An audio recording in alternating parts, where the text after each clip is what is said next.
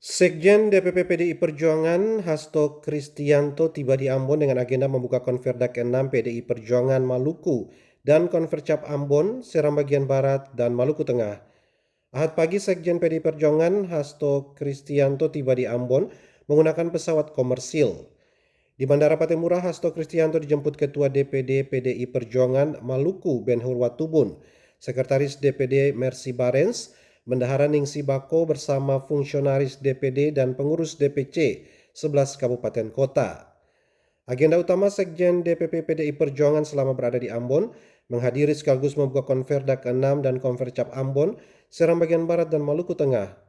Konferda ke-6 PDI Perjuangan Maluku oleh Hasto Kristianto dinilai sebagai momentum strategis dalam menjalin silaturahmi sekaligus memperkuat soliditas kader dalam memperkuat arah perjuangan partai di daerah. Maluku, tegas Hasto Kristianto oleh DPP, dinilai spesial karena teguh dan loyal kepada Ketua Umum Megawati Soekarno Putri. Jadi yang pertama di dalam pelaksanaan Konferda, PDI Perjuangan terus menata organisasi, membangun kesadaran ideologi, organisasi, politik, dan memantapkan seluruh jajaran kader agar partai dapat semakin turun ke bawah, menyatu bersama dengan rakyat.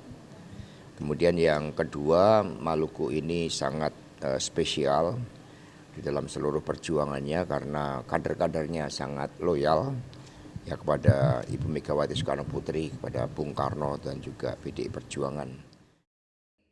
Sekretaris DPC PDI Perjuangan KKT Jidon Kelmenutu menjelaskan dalam Konferda ke-6 akan dipilih kepengurusan baru masa bakti 2025-2030.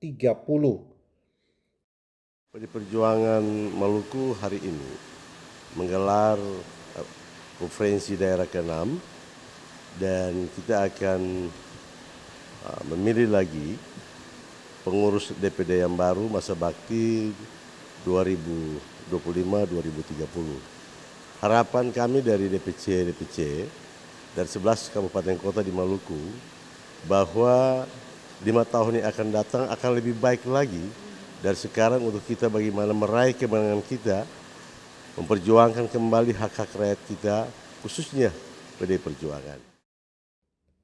Konferda dan Konfercap gabungan yang digelar di Ambon akan diikuti 360 peserta terdiri dari pengurus DPP, DPD, DPC, dan PAC dari Ambon, Seram bagian Barat, dan Maluku Tengah. Tim Liputan melaporkan.